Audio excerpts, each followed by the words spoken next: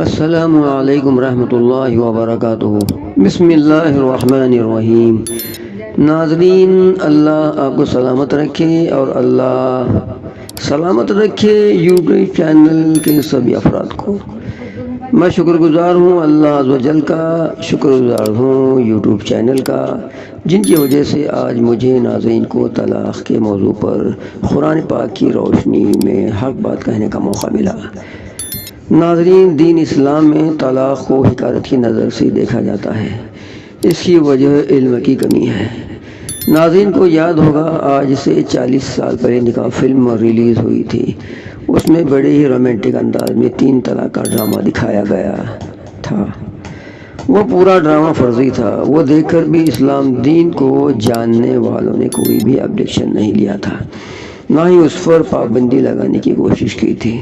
پھر کیا تھا، نکاح فلم نے تہلکہ مچایا، فیمس ہوئی اور جاتے جاتے لوگوں کے دل و دماغ پر 3 طلاق کی چھاپ چھوڑ کر چلی گئی۔ ناظرین، اس فلم میں جو میاں بیوی کی تکرار کا دکھایا گیا رول بہت ہی جذباتی تھا۔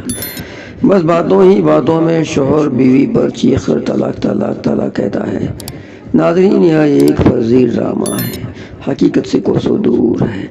پھر میاں بیوی دوبارہ ایک ہونے کے لیے حلالہ کرنا، یعنی دوسرے مرد سے نکاح کرنا، پھر کچھ دن بعد وہ اسے طلاق دینا، بعد اس کے پہلے شوہر نے اس سے دوبارہ نکاح کرنا، یہ سب غلط ہے۔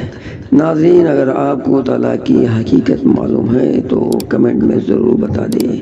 باقی اگلی ویڈیو میں۔ اللہ حافظ۔